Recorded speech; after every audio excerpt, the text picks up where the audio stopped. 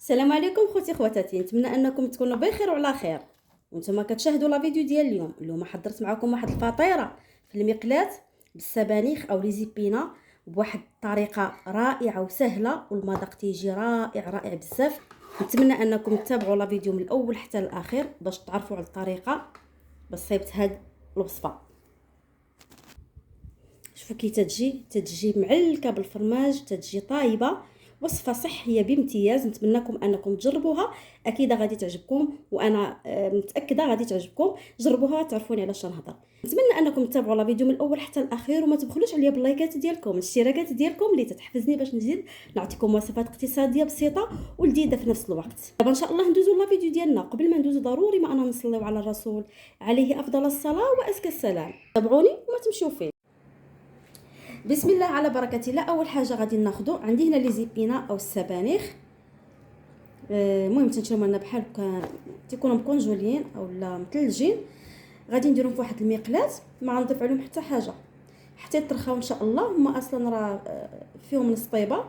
يكملوا طيابهم غادي نضيف لهم القليل ديال الابزار وقليل ديال الملح مع زيت الزيتون. ها نتوما معايا نديرهم فوق الوطه ان شاء الله يتشحروا لينا ونتلاقاو.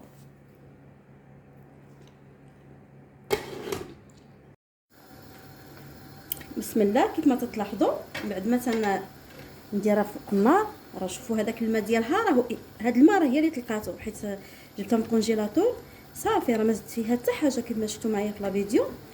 غادي نخليها حتى يوقع هاد الماء منها، وغادي نكملوا الوصفه ديالنا. راه واحد الوصفه تجي صحيه رائعه من الدرجه الاولى. جربوها، نوعوا الطبخ ديالكم او الاكل ديالكم. ان شاء الله غادي تعجبكم. كيف ما تنعرفوا السبانخ او لي زيبينا راه عندهم منافع كثيره. اي حاجه تشوفوها خضراء هكا حاولوا انكم تاكلوها بزاف، لانها فعلا رائعه. صافي هما دابو مزيان، يعني دي كونجولا وصافي.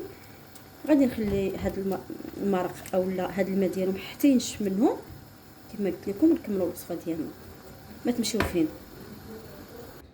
من بعد ما تطيب لي زيبينا او السبانخ تصبحوا على هذا الشكل، تنخليهم حتى يوقعوا من داك الماء، تنوضعوهم في واحد الاناء. هنا غادي ناخذوا نصايبوا لاباغي اللي غادي نرفقوا معاها.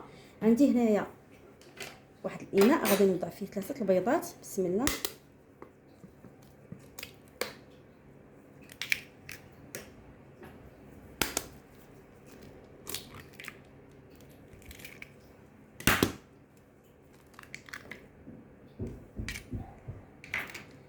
عندي هنا الكريمه ديال الطبخ او القشده الطريه السائله.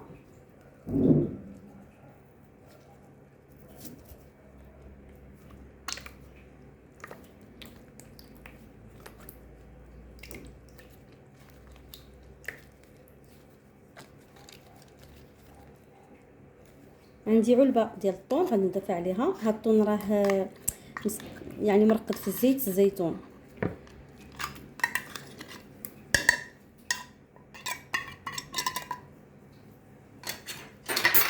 غادي نقطع او لا نحك هاد الفصوص ديال الثوم. كيف ما الا عندكم ثوم بودره ديروها، انا فضلت ندير هاد الفصوص ديال الثوم.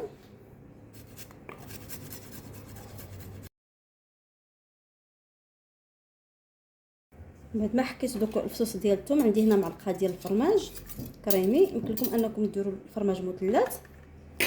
غادي نخلط هاد المكونات مزيان.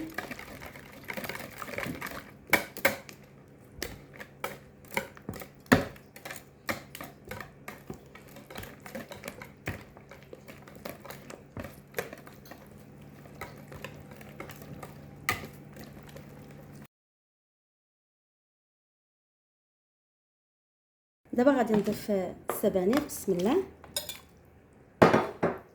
غادي نخلطو مزيان وغادي نمشي مباشره للمقله اللي دهنتها بالزيت ودرتها تسخن، وغادي نصب فيها هذا الخليط. هنايا رزت واحد الشيء ديال الفرماج. المهم ديروا اي فرماج عندكم، الا ما كانش عندكم بلاش صافي. البيض والفرماج الاخر في الكفايه. دابا ان شاء الله غادي نوضعوها في المقله كيف ما قلت لكم. كما تلاحظوا درت شويه ديال الزيت، ضروري ما تدهنوها بالزيت. بعافيتكم متوسطه. صافي نفرغوا الخليط ديالنا. بسم الله.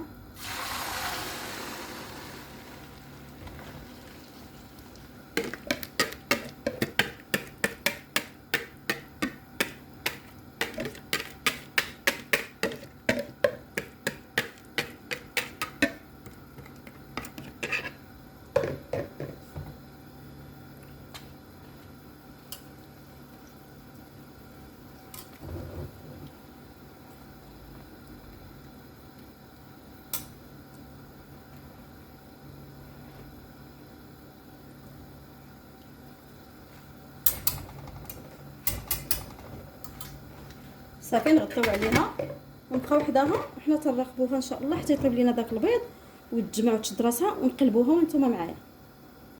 صافي من بعد ما تطيب لي بحال هكا وتشد راسها غادي ندهن واحد الطبسيل بحال هكا وغادي نقلبو بحال هكا باش نقلبها ان شاء الله وانتم معايا. بعد ما قلبتها في الطبسيل غندهنو ثاني شويه المخلات الزيت. صافي في هذه المرحله غادي نوضع الفرماج ديال الساندويتشات اولا توضعوا الموتزاريلا، المهم على حسب الاختيار ديالكم كيف ما يمكن لكم تخليوها بحال هكا. بسم الله.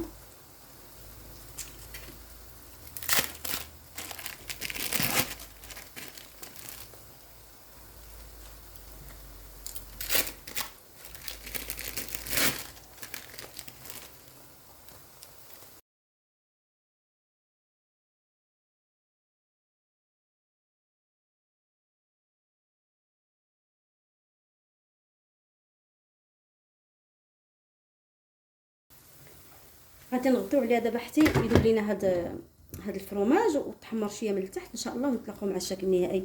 بالنسبه للملح والابزار راني ضفتو قبيله في السبانخ ملي كانوا تيتشحروا، يعني ما ضفتهمش في لاباغي معكم.